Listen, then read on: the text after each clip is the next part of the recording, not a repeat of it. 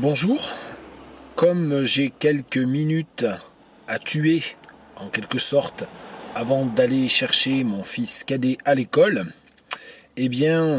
comme j'ai également oublié toute lecture, puisque je reviens de l'université où j'étais occupé à constituer les emplois du temps individuels d'étudiants d'échange, d'étudiants dits internationaux, coréens et australiens principalement, quoi de mieux que de rechercher un texte d'Esther Nirina dans mon smartphone et d'ainsi procéder à la troisième des traductions improvisées de 2017. Alors Esther Nirina, vous vous en souvenez, pour ceux qui sont des fidèles de ces traductions sans filet, c'est une poète malgache disparue il y a quelques années et dont j'ai connu l'œuvre récemment grâce à Jean-Luc Raharimanan.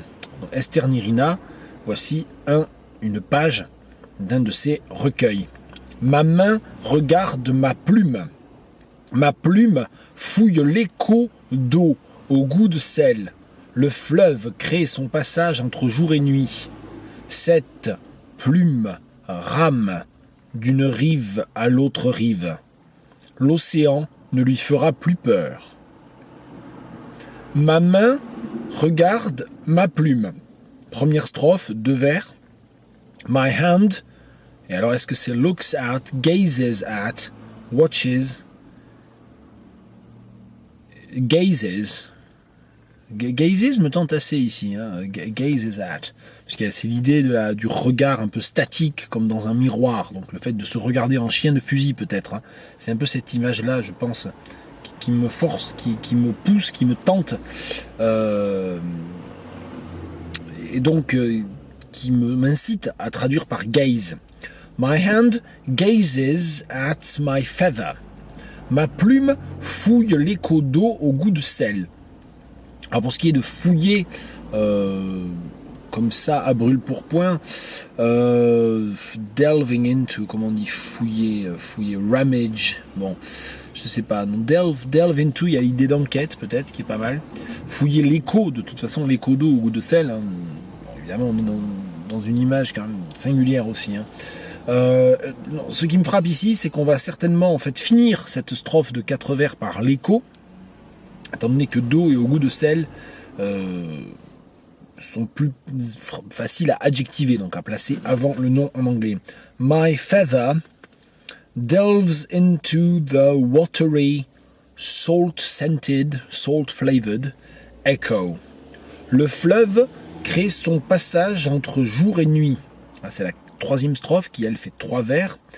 The river crée son passage. Alors peut-être un affaiblissement ici, on va peut-être uniquement le traduire par makes its way. Flows its way, peut-être. Flows its way. No, makes a way. Ouais.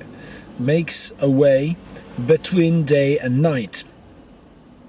4e strophe est elle de 5 vers. Donc en fait on a 5 strophes qui chacune ont un nombre variable de vers entre 1 et 5. 2 pour la première, 4 pour la deuxième, 3 pour la troisième. Et donc cette 4e strophe de 5 vers ici, cette plume rame d'une rive à l'autre rive. This feather rose from one bank to the other bank. From one bank to the other. Alors là, évidemment, il y a toute cette question de la répétition, puisqu'on explique souvent que la répétition est plus fréquente, la répétition des substantifs notamment serait plus fréquente en anglais qu'en français. C'est un argument qui déjà en soi est assez discutable. Et puis il y a évidemment tout l'argument de la répétition, évidemment stylistique, qui a une valeur poétique. Donc ici, from one bank to the other bank. Mais pour des raisons de rythme, en fait, là, je serais en fait tenté même d'effacer le 2e bank, from one bank to the other, pour garder en fait la brièveté des vers français. L'océan ne lui fera plus peur. The ocean shall not scare it anymore. Shall not frighten it. Scare peut-être toujours pour des impératifs de brièveté. The ocean, même the sea, on pourrait être tenté de traduire océan par sea ici. The ocean shan't scare it anymore. Voilà une traduction improvisée d'Esther Nirina le 17 janvier 2017. Eh bien peut-être pour fêter les 2 mois d'une petite fille qui vient de rentrer chez elle. Voilà, la fille d'une amie. Bonne fin de journée.